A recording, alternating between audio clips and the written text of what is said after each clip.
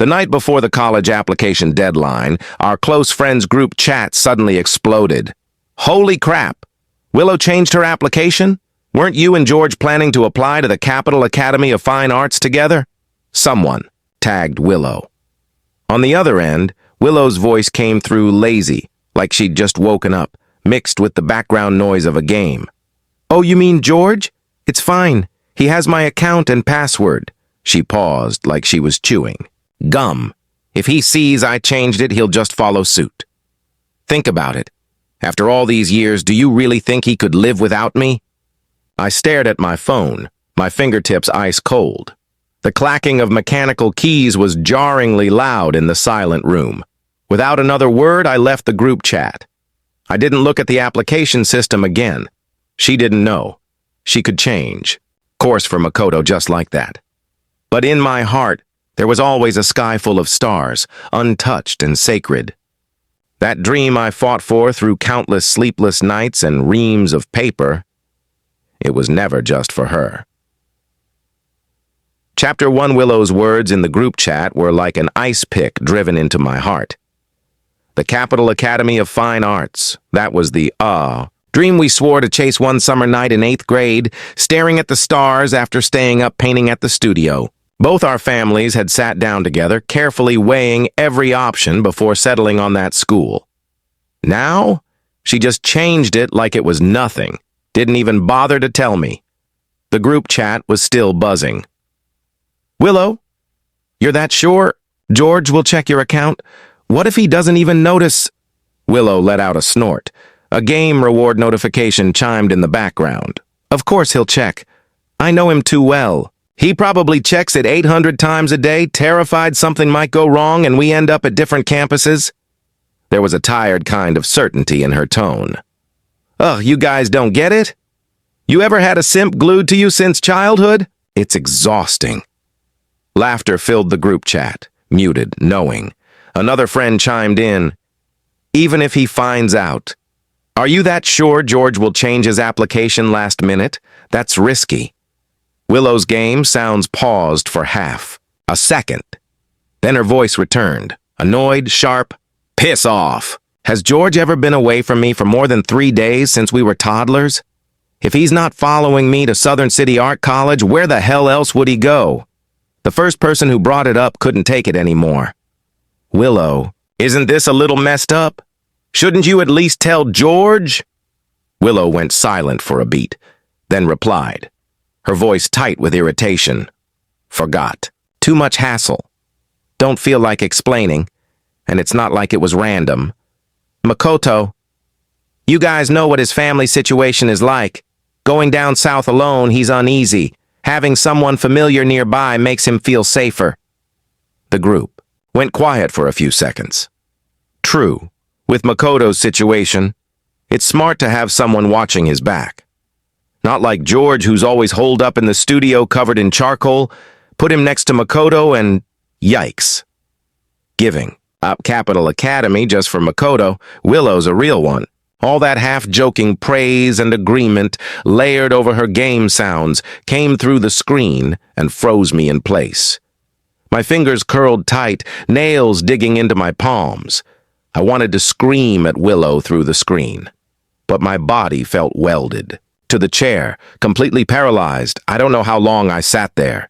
In the end, I simply turned off the computer. As the screen went dark, it felt like the last flicker of light in my heart had gone out too. Chapter 2. The door was locked, and darkness swallowed everything. The bitterness I had been holding back finally surged out. Willow's words echoed in my head again and again. I still couldn't understand. How could she give up on the Capital Academy of Fine Arts, something she had dreamed of for so many years, just like that? We had pulled so many all-nighters painting until dawn just to earn the score that could take us to our dream. Right before I saw the messages in the group chat, I was still thrilled at the thought of walking into that dream together with her. But I never expected the future I poured my soul into, the one I painted for the two of us. She could erase it all in a heartbeat for someone else's casual comment. She changed it just like that, and telling me about it, Even that became too much to ask. Was she really that scared I'd cling to her? If she was so afraid I'd cling to her, then what about that night after our training camp ended, on the rooftop of the art studio? That kiss she placed on my lips, smelling faintly of paint, our hearts pounding like war drums. Did that mean nothing? Was it just a moment of impulse under pressure, while I mistook it for something real? Something in me snapped, crack. The truth is, she was never the only reason for me. From elementary to high school, I followed Willow to the same schools, the same art studios. Everyone, including Willow herself, just assumed I would always chase her shadow.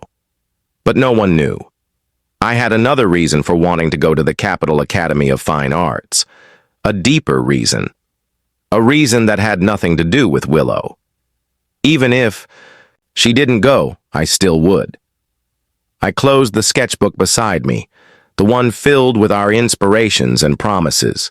Didn't even glance at the application system again. And I had no intention, none at all, of changing my destination for her. She could go chase Makoto to the ends of the earth, but I had my own stars, my own ocean. Our paths had diverged. Why dwell on the past? Once I understood that, the suffocating feeling strangely began to fade. It wasn't the end of the world. Dad always said, once your wings are strong enough, it's time to fly on your own. As for that kiss, let's just say it was like being scratched by a stray cat in an alley. Just after I washed my face with cold water, Willow's video call popped up. My mind resisted, but my fingers, out of habit, tapped accept. George, what's taking you so long? We're just waiting on you. Hurry up. Same old BBQ spot. If you're late, all the meat's gonna be gone. Noise buzzed in the background. Familiar. Voices teasing and laughing. A post-exam tradition, taking turns treating everyone to dinner. Tonight was Willow's turn, but I didn't feel like going anymore. I'm not coming. You guys eat. Before I could finish, a voice, deep and magnetic, deliberately lowered, cut in. Willow, is George refusing to come because he doesn't want to see me at your friend's get-together? Willow hadn't even responded yet when others chimed in right away. Come on, Makoto. We're thrilled you're here. George is just, well, you know, can't stand seeing any other good-looking guy around Willow. You'll get used to it. Part of Makoto's face appeared in the corner of Willow's screen, too close. With a considerate tone, he whispered, Willow, maybe I should just leave. I don't want to make things awkward for you. Willow's expression darkened instantly. She grabbed his hand and said, Makoto, stay right there. Then she turned to the camera, her tone cold and sharp. George, come or don't. Your choice. We're not waiting. We're starting. The video ended, cut off cleanly and decisively. A rush of rage shot straight to my head. I tapped a few buttons and added Willow to my block list. For the first time in my life, I blocked her. And again, it was because of Makoto. Chapter 3. Ever since Makoto transferred to our art studio in junior year, I lost count of how many exceptions Willow made for him. Maybe girls really do have a soft spot for that type. Brooding, strikingly good-looking guys with a quiet aura. While I was buried in sketches, covered in charcoal and paint, Makoto always looked clean, fresh, tastefully dressed. Even his drawing board looked like a fashion accessory. Because of him, Willow and I had argued, even gone through cold wars. There were times I genuinely thought she had feelings for him, and I distanced myself on purpose. But each time Willow would come find me, full of conviction. Don't overthink it. Makoto's just a friend. His family situation is complicated. I'm just helping him out. People say he's handsome, but behind his back they probably tear him apart. And I believed her. Makoto's father had a bad reputation, which dragged him down. So I turned a blind eye as Willow and Makoto grew closer. Willow had never lied to me. If she said she didn't like him, I trusted her. But later, in places I couldn't see, there were too many interactions between them I never knew about. Until now. she changed her entire college application for him, which just made all my trust feel like a cruel joke. My head was a mess of thoughts when a WeChat notification popped up. Wow, George, grown a spine? Blocking me? Just wait till you get home. It was Willow, using someone else's account. I blocked that account too, without hesitation. Glancing at the time, I grabbed my backpack and left. It was the final day. Our homeroom teacher had called everyone back to the studio to confirm applications. Traffic was awful. By the time I arrived, Willow and Makoto were already inside. The seat next to Willow was mine, but Makoto was sitting there, casually fiddling with her paintbrush. When I walked in, he didn't bother to move, just glanced at me with a subtle, almost imperceptible challenge in his eyes. Willow acted like she didn't see me, turned her head away, her face cold, probably waiting for me to cave in first like always. But not this time. I didn't want to sit near her anymore anyway. Looking around, I headed straight for the empty seat beside David, as far from them as I could get. Everyone, our homeroom teacher said quickly, just a few hours left for application submission. Make sure everything is correct. If you still have questions, now's the time. Then she hurried off. David was gleefully spilling some fresh gossip when I felt a light smack on the back of my head. George. Outside, Willow's voice came from behind. I turned around and met her gaze, then looked away without saying a word, continuing to chat with David. Willow grabbed my shoulder and forcefully turned me toward her. George, what's your problem this time? Aren't you tired of this? We're adults now, still playing the silent treatment. Don't you think it's childish? Forced to look at her, I gave a half smile. Yeah, it is childish. It's also boring as hell. So save the performance. I'm not buying the reconciliation act. We stared at each other for a few seconds, before she lost patience. Fine, whatever. If you want to play the tough guy, go ahead. Just don't go crying under your blanket later. She let go of me, her tone laced with her usual sarcastic bite. I turned back to David, face blank. Thought she left. But then both her hands clamped down on my shoulders, turning me around again. This time her eyes locked onto mine, rarely this serious. Today's the last day. Double-check your application, okay? Don't screw it up. She looked like she had more to say, but just then Makoto walked over with a tablet in hand. Willow, I think there's a small issue with my submission. Can you take a look? Willow nodded. Before leaving, out of pure habit, like countless times before, she reached out to ruffle my hair. I turned my head and dodged. Her hand froze mid-air. Her gaze darkened slightly, but she still added, Remember to go to the computer lab. Check everything one last time. Don't get sloppy. Chapter 4. Let out a cold laugh in my heart. She probably thought that as long as she reminded me, I'd go double-check my application, realize she changed hers, and then follow her to Southern City Art College. Too stubborn to say it outright, of course. And yeah, if she told me directly. She changed her plans for Makoto. She'd also have to waste energy comforting me, which was the problem. What a hassle. Good thing I wasn't turning back anymore. I glanced at Willow, who was fully focused on helping Makoto with his tablet, then grabbed David and left the studio. David noticed something was off with me and insisted on dragging me to a birthday party for one of his buddies. I gave in. After dinner, they pulled me along to a newly opened motorcycle-themed bar. Turned out Willow's group was there too. There were quite a few mutual friends, and before long we ended up in the same large private booth. Willow's expression stiffened a little when she saw me, but she didn't say a word, didn't even say hi. I treated her like air. On the way to the restroom, I overheard her talking to one of her girlfriends around a corner. The girl was trying to talk some sense into her. Willow, maybe just be straight with George, yeah? He's going all the way to Beijing by himself. It's an unfamiliar new city and all. Willow's voice was full of certainty. Relax. I made sure he's set. He definitely changed it. He's just pissed right now because I didn't talk to him first, that's all. I froze in place. Footsteps approached. The two of them turned the corner and saw me. Willow gave her friend a look, signaling her to leave, then quickly boxed me in against the dim hallway wall. "George, talk." I rolled my eyes and tried to walk away. Took one step, she pulled me right back, trapping me between her arm and the wall.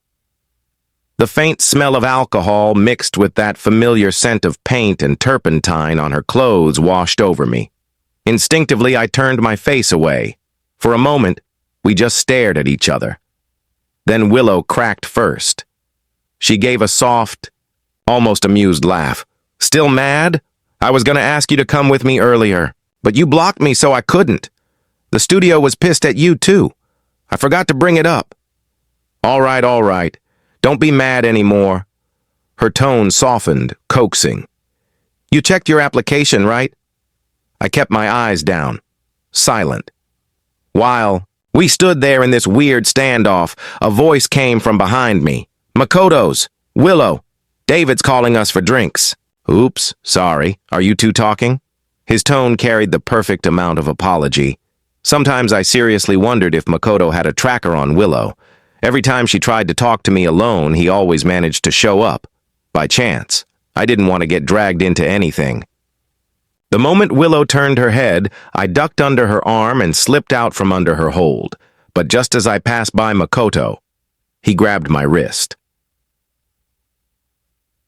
Chapter 5. "I'm really sorry, George. I didn't mean to interrupt anything.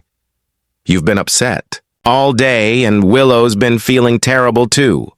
Makoto's voice carried that innocent, almost pitiful tone. I didn't want to waste time with him.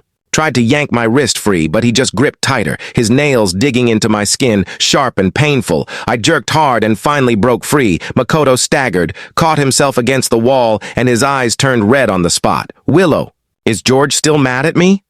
Does he blame me for showing up to your group hangout? I'll apologize to him if that helps, okay? I really don't want you two fighting because of me." As he spoke, he actually bowed toward me. Willow snapped. She immediately pulled Makoto back. "He's the petty one. What are you apologizing for? George, why'd you push him?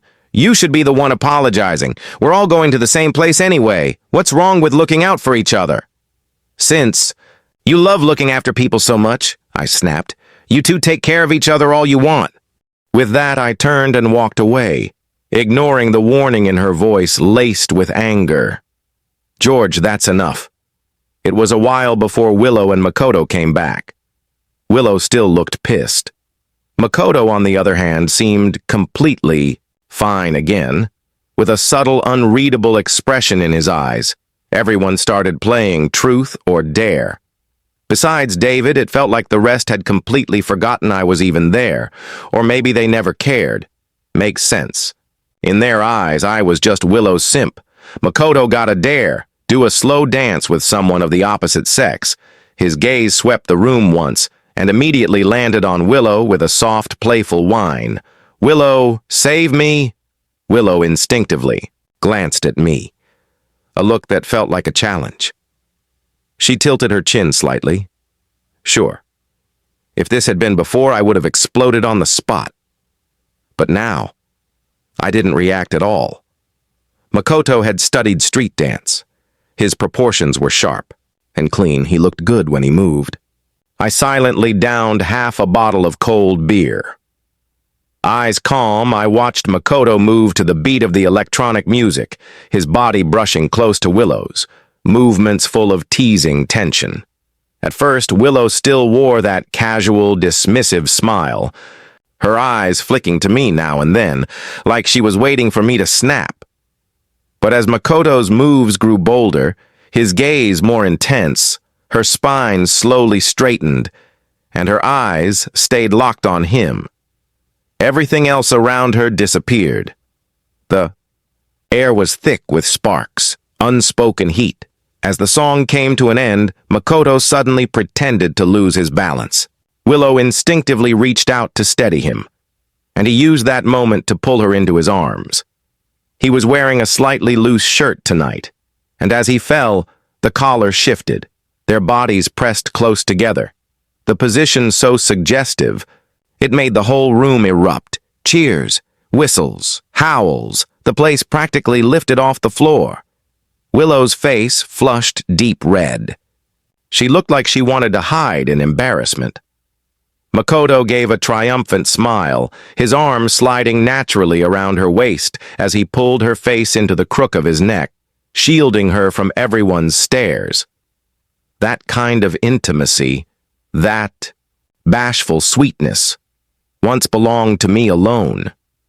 Even though I'd already decided to let go, watching that unfold in front of me, my chest felt like it was being crushed by an invisible fist. It hurt. So bad I could barely breathe. I couldn't stay any longer. Downed the last of my drink, got up and left the room without a word. David followed me out. Stood with me by the road, cursing until midnight. He'd tried to blow up back inside more than once, but I stopped him every time. No need. We were strangers now. I had no idea what happened in there afterward. Didn't care. My body and soul were completely drained. When I got home, it was 11:50 p.m. 10 minutes left until the application system closed. I collapsed on the bed, every ounce of strength gone.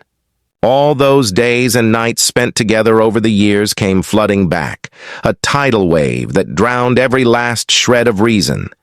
The pain wrapped around me like vines, heavy, suffocating. Suddenly my phone rang. An unfamiliar number, I answered. It was Willow, tipsy, her voice sticky soft, unusually gentle. George, don't be mad anymore, okay? Be good. Remember to change your application. Shanghai's nice, a big city. When we get there, I'll take you out to paint. Chapter 6. It was probably the alcohol talking. Her attitude was softer than usual, totally unlike her. When we used to fight, even if she was the one to back down first, she always carried a hint of threat. George, keep this up and I'm not going with you to that art exhibition next time. And like a total pushover, I'd give in right away. When you truly like someone, how could you ever let things really fall apart? But this time, the gentler she was, the colder I felt inside. Say something, George. Haven't you always wanted to go somewhere warm? The new campus of South City Academy of Arts. It's spring all year round. You'd love it. Beijing. It's too far. And the winters are freezing.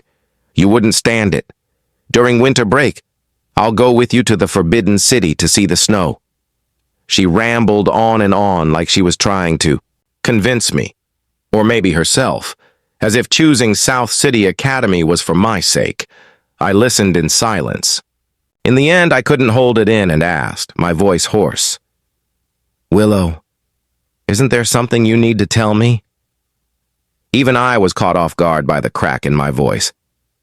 I thought, if she could just be honest now, maybe we could still hold on to a shred of dignity.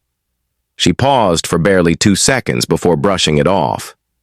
Didn't you already figure it out? Why even ask? You've been sulking all day over this. Who's the petty one now? Come on now. They're both great schools, and the major's something you love. As long as we're together, does it really matter where we are? She went on and on about everything, except the one thing that mattered most, the name and the reason. The last spark in me went out. I didn't want to listen anymore. Before she could finish, I hung up, then turned off my phone. I looked up at the clock. The second hand had just passed midnight. It was over. Fine. We go our separate ways. Get what we each want, lights off. I lay down, forcing myself to sleep. But the moment I closed my eyes, all I could see was Willow. Willow smiling, Willow angry. Willow focused on her painting. Willow kissing me on the rooftop. From innocent kids to awkward teens. My memories were full of her. I never imagined we'd end like this.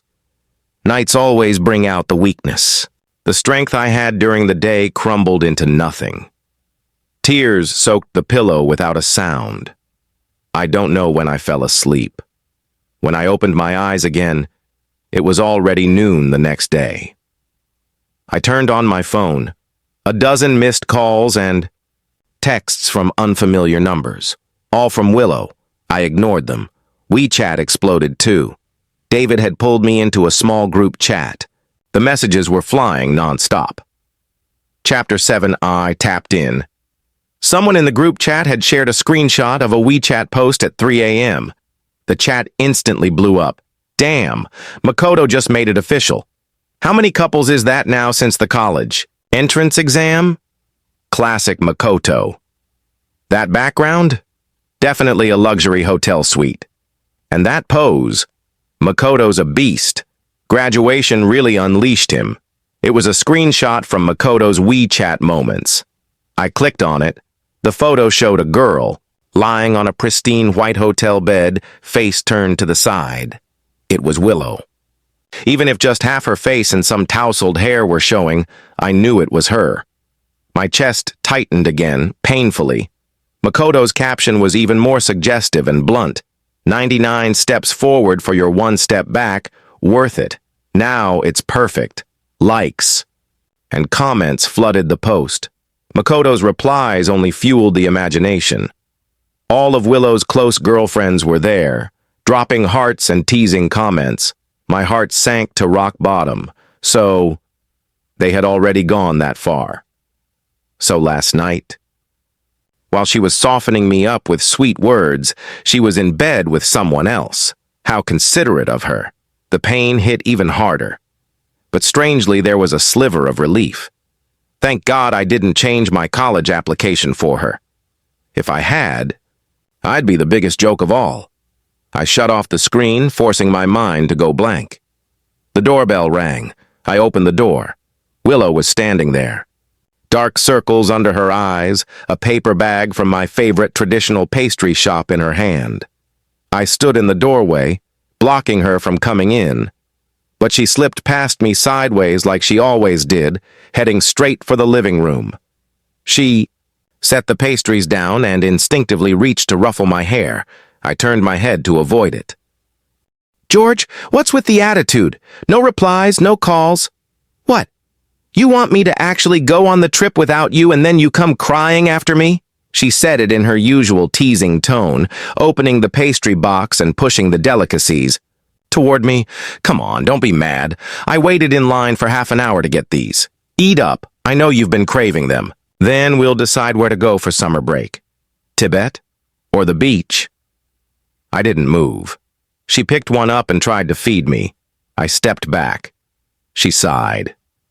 All right, Your Highness, I'll leave it here. Didn't you always say you wanted to? See the murals in the Gobi? Summer's long enough, we've got time. I called David and the others. We'll rent 2 vans. Lots of people, should be fun. I shook my head. Not going. Please leave. I've got plans later. Willow froze, frowning. Why not? You've been talking about it for years. You're really skipping it just to prove a point? She put down the pastry and reached for my arm. As I tried to dodge, she snatched my phone with her other hand. Stop it already, will you? I've got a hangover from last night and still dragged myself over here to make peace. I'm exhausted, I snapped. No one asked you to come. I don't need your peace offering. Willow frowned deeper. Then tell me, why won't you? Go. I looked at her, feeling absurd, and said, if you really wanted to plan it with me, you wouldn't have picked the people en route first, then come here acting like it's my choice. Besides, me not going is probably what you want anyway. Makoto will be there, right? Why drag me along just to be a third wheel? Willow took a deep breath. That was her patience snapping. Yes, Makoto's going. He's been dying to see Dun Huang too. But it's not just him. Xiaoting's boyfriend is going too. Can you stop obsessing over Makoto already? What did he ever do to you? His family. Hasn't taken a proper vacation in years. He saved up for this trip himself. So what if he tags along? Dun Huang's huge. You think it can't handle one more person? She was clearly irritated, words tumbling out with no filter. I laughed, bitterly, and nodded. Fine. Go with whoever you want. I'm not going. Willow's temper flared. George, I'm giving you a way out here. Keep this up and it's just pathetic. I already booked your ticket. Tomorrow morning, airport. Come or don't, I don't care. She slammed my phone down on the coffee table and stormed out. Not a hint of hesitation. I followed her to the door, closed it the second she stepped out. Willow was fuming. Just before the door shut completely, she snapped, "With that temper of yours, good luck surviving in the South with your roommates." Chapter 8. The door shut, cutting everything off. Back in the living room, I picked up that delicate box of pastries, box and all, and tossed it straight into the trash. Who needed it? Who wanted to be stuck between her and Makoto like a background prop? Even that belated peace offering of hers, laced with a sense of condescension, felt laughably insulting. I sat down on the couch. The more I thought about it, the more suffocated I felt. To shake off the shadow she'd left over me, I decided to get away for a while. They say it takes 21 days to build a habit. Then maybe it takes 21 days to break one too. Mom didn't feel comfortable with me going too far alone, so she only agreed to let me stay at Uncle's place in Sea City for a bit. Anyway, I'd already submitted my college application. Nothing tying me down anymore. I packed lightly and booked a flight to Sea City that evening. By 9 p.m., I was already sitting on my uncle's rooftop, sea breeze in my face, chewing on freshly grilled squid. The salty wind mixed with the smoky aroma of the squid. It actually lifted my mood a little. On a whim, I posted a WeChat moment. Sea breeze plus grilled squid. Perfection. David and the guys immediately howled in the comments, begging for a bite. The next morning, I was woken up by my loudmouth cousin. Sunlight blasted through the window. "Bro, phone. It's for you. They called my phone. That girl. Willow." He handed the phone over. I groggily took it. Of course it was Willow. "George, everyone's here. We're just waiting on you. Boarding in 30 minutes? Where are you? You blocked me again? Your mom said you're with your cousin in Sea City. Since when is your cousin here?" She sounded rushed and frazzled. I fully woke up and replied flatly, "No, not messing with you. I'm in Sea City. At my uncle's place," Willow snapped, irritated. "Cut it out. If you leave now, you can still make it. I already told you. I'm not going with you." There was a pause on the other end. Then a lowered female voice beside her said, "Willow, I think he really is in Sea City. Check his WeChat post from last night." Oh, right. She couldn't see my WeChat anymore. "Now do you believe me?" I asked.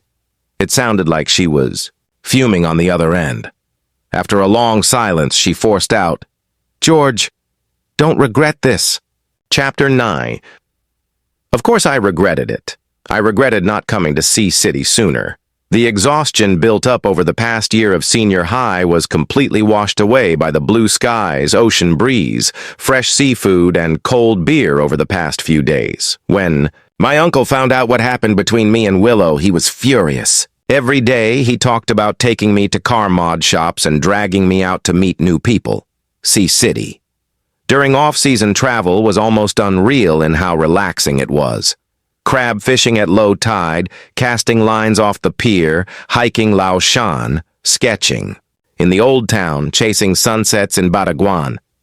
Every day ended with me crashing into bed, too tired to think about any of the mess I'd left behind.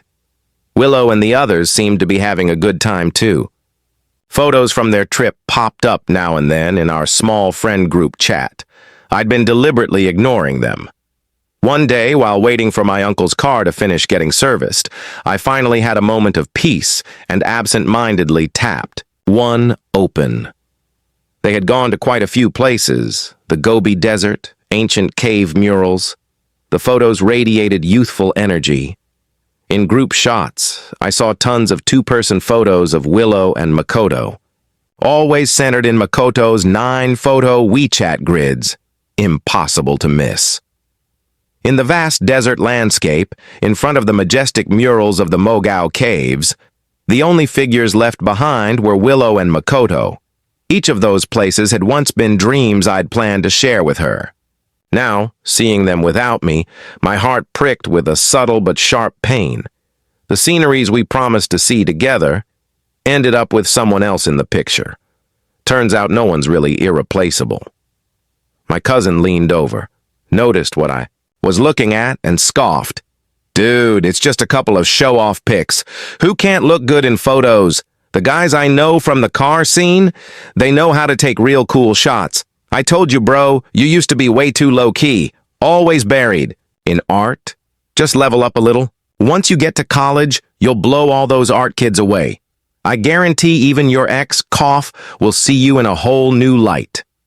From that day on, my cousin dragged me into full-on makeover mode.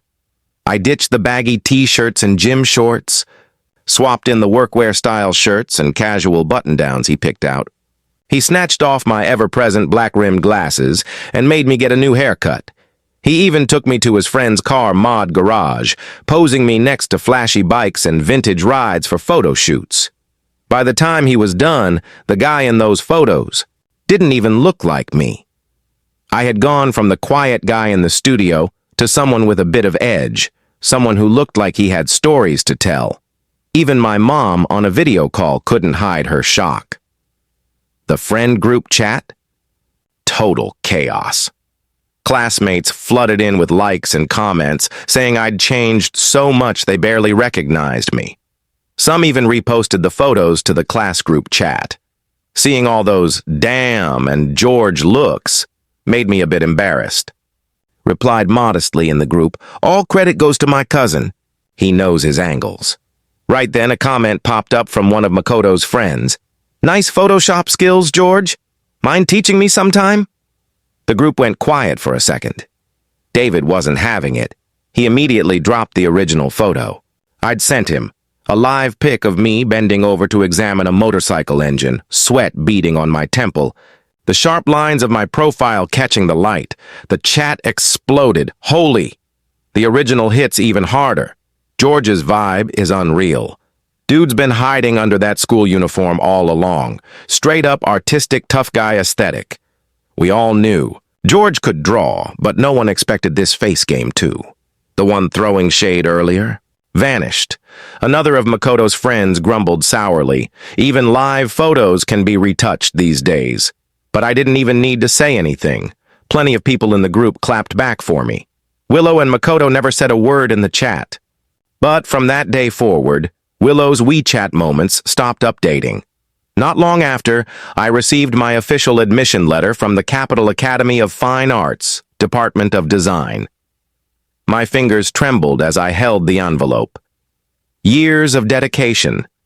Finally paid off, then Mom called. Her voice was choked with tears. Grandpa had suffered a sudden heart attack. He was in the ICU. I needed to get back to Beijing. Immediately. Chapter 10. The next day, I landed in the capital in a hurry. As fate would have it, right when I was picking up my luggage, I ran headfirst into Willow and her group, apparently returning from their trip earlier than planned. They were supposed to be gone for a whole month. I had no idea why they cut it short. The moment our eyes met, the shock on Willow's face was unmistakable. Even Makoto looked caught off guard. After a few seconds of awkward silence, I started pulling my suitcase to leave. Willow snapped out of it and quickly walked over. George, you're back today too? The surprise, and something like amazement, in her eyes was hard to hide. She blurted out, I almost didn't recognize you just now. You look really good. Thanks, I replied coolly, keeping my tone distant.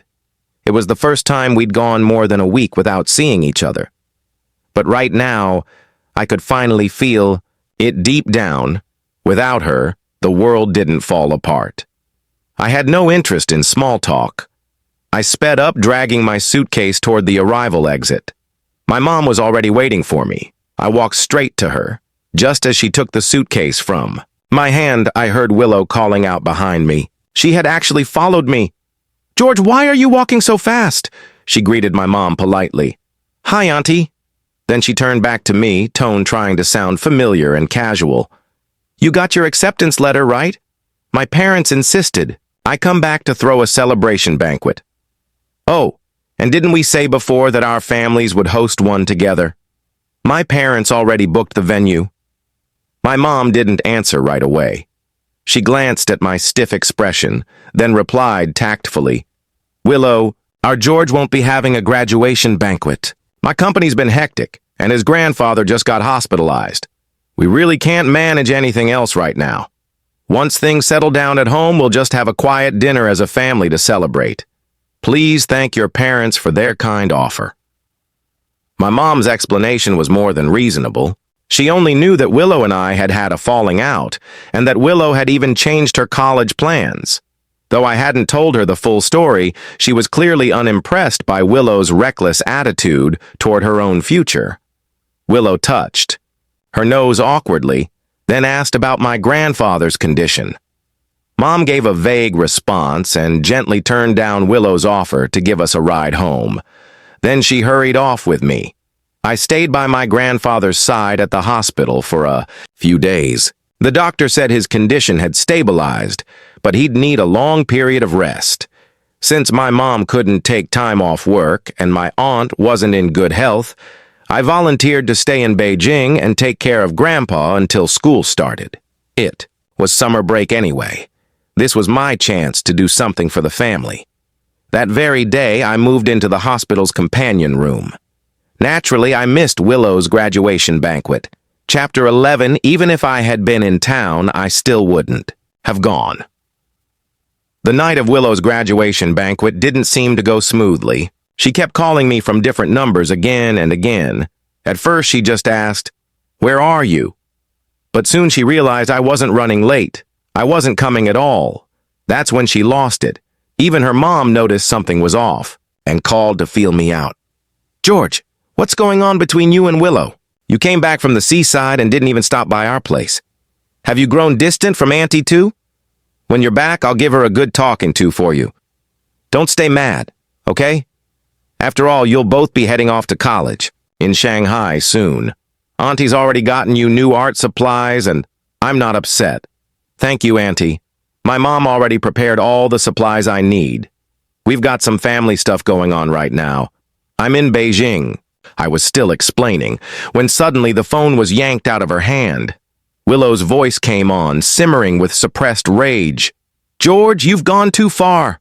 On one of the most important days of my life, you just don't show up? And you make up this kind of excuse. We've known each other for how long?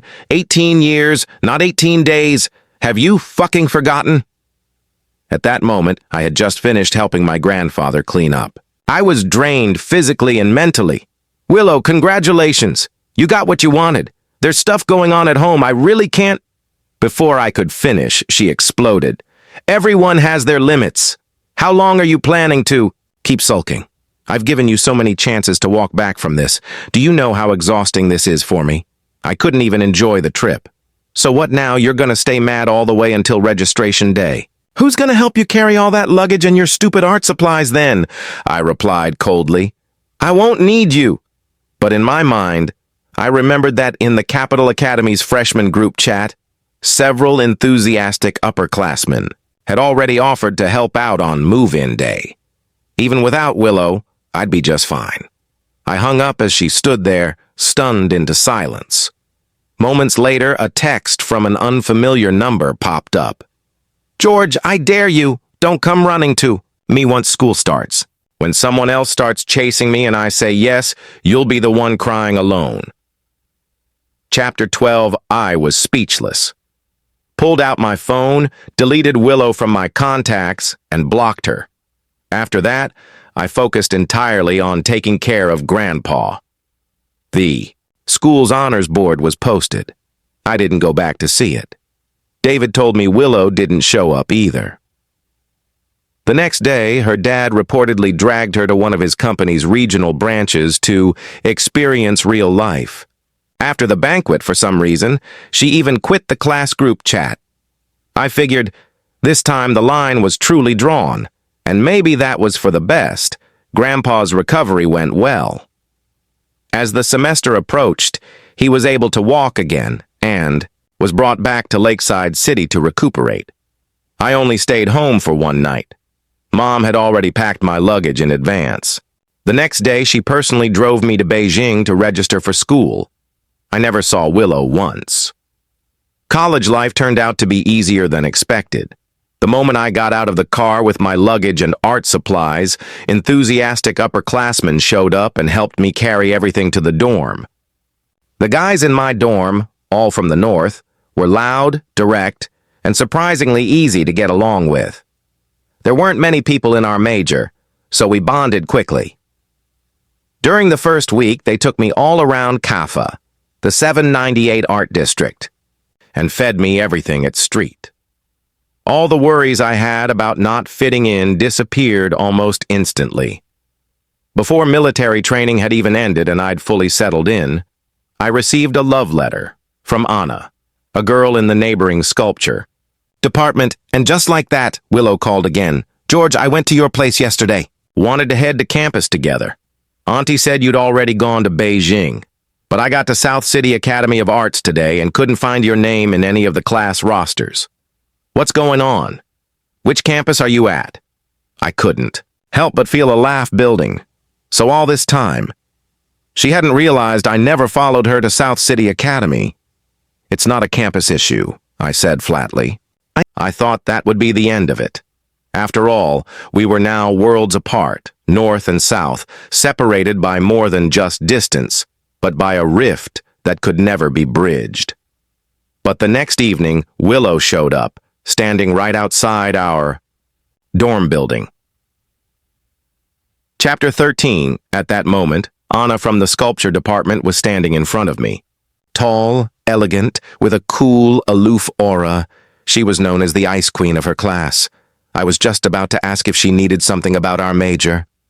"George," she said, her voice clear but slightly nervous.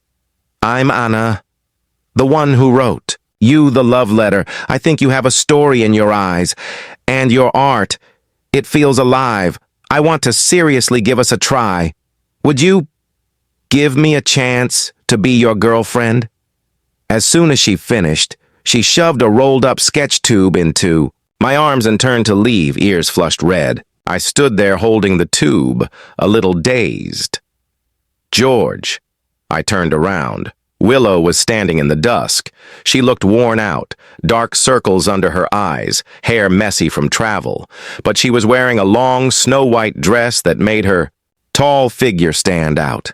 Still the dazzling girl from the studio I used to know. With a suitcase by her side, she looked like she had come straight from some formal event. Even though my heart had long gone cold, I couldn't help but feel a fleeting jolt of emotion. "Can we talk?" Her voice was husky with fatigue, and her eyes held a fragile, pleading light. I replied calmly, "Sorry, I've got a department lecture tonight." She'd come all this way. She wouldn't leave without saying what she came to say. What I didn't expect, though, was for her to open with, "How long have you even known her? That kind of shallow girl who only cares about looks. You should stay away." I gave a half smile and said, "You flew over 1,000 kilometers just to tell me that? What's it got to do with you? Am I not allowed to meet new people? Should I just stay single forever? For you?" Willow was stunned. Her face paled. Her tone softened. "George, I don't know why you didn't change your application. I'm sorry I was arrogant. I thought you'd follow me no matter where I went." I cut her off. "Stop. Don't push your expectations on me. I didn't change. You were the one who let go first. But in the past, no matter where I went, you'd always come along. You had my password. Why didn't you change it this time?" She grew emotional and tried to grab my arm. I stepped back, avoiding her hand. "Why didn't you just tell me," I asked, "that there was someone else you'd rather be with, somewhere else you'd rather go? Did you think I'd stop you? You had to play games, make it a test, gamble with other people's futures. Was that fun for you?" Willow's eyes wavered. "No, it's not like that. I was just too confident in us. Don't you remember? That night on the rooftop when I kissed you. You didn't pull away. I was going to make us official after college started. I even thought about what would come after graduation. But you never once asked what I wanted. I cut her off, my voice strained. You don't know me at all. You thought I applied to the Capital Academy of Fine Arts just because you liked it and I was following your lead. It was never just about you. Did you forget what my dad did? Before he passed, the last project he worked on was the National Center for the Performing Arts. His desk was always stacked with brochures from CAFA. I've asked you so many times, what's so fascinating about architectural blueprints? But you never stopped to think that maybe I wanted to finish the path he couldn't. Willow was completely stunned. Her lips moved, but she couldn't form words. You never told me any of that. I gave a small, hollow smile. She had probably never realized that all those casual questions of mine were filled with longing for a dream left behind by my father. All those late nights, the sketches I threw away, they were never about chasing her. In the end, I laid it all out for her. Gave our confused, burning youth a proper ending. I still remember. After my dad passed, you stayed with me in the studio until sunrise. Your parents were kind to me too. They gave me warmth. But Willow, the moment you gave up on our shared dream, the moment you chose Makoto without hesitation, we were over. Chapter 14, that day, after saying what I had to say, I turned and went upstairs. Not long after, a torrential downpour began outside. My roommate came back and told me that the beautiful girl downstairs was still standing in the rain. It was kind of creepy. I didn't go look, nor did I try to persuade her again. Willow stood outside our dorm building the entire night and only left at dawn. I thought she would have gone back to Shanghai. But a few days later, I got a call from her mother, her voice choked with tears. George, could you please just talk to Willow properly? Ever since she came back from Beijing, she's been sick. She had a persistent high fever, refused to go to the hospital or take any medicine. The fever finally broke, and now she says she wants to drop out and retake the college entrance exam just to come find you in Beijing. My head felt like it was splitting open. But I didn't hesitate. For a second. Auntie, that's impossible. I've already started a new life and I'm not going to stop for her. Please tell her to stop doing these childish things. Otherwise, I'll only look down on her even more. On the other end of the line, I heard the sound of something shattering as it hit the ground. Later, I heard Willow went back to South City Art Academy. Her grandparents personally persuaded her to return. But apparently, she was planning to apply for a graduate program in Beijing. Every holiday, she would fly from Shanghai to Beijing. Sometimes she'd wait downstairs by my dorm. Sometimes she'd linger near our department building. Watching from afar, she'd leave art supplies or snacks I used to like. But I never accepted any of it. During the winter break of sophomore year, I got together with Anna. She was the sculpture major who always stuffed drawing tubes into my hands, cold on the outside, but a bit dorky underneath. She didn't know what really touched me were those clumsy but heartfelt sketches of me she stuffed into her drawing tubes. And on that winter day, when I saw Anna holding my hand under the red walls of the Forbidden City in sub-zero Beijing, her breath like fog as she warmed my fingers, I knew Willow was gone from my life for good. Later on, our family moved away from our old city. I rarely heard any news about her after that. After going straight into a PhD program, I joined a top design studio. Anna also gained recognition for her outstanding sculpture work. Sometimes when I look back on the passion and betrayal of our youth, it truly feels like dust from another lifetime. The future is long. My journey lies among the stars and seas. Within the infinite worlds I can build with my own pen. Dawn is coming. Even the longest night will one day break into light.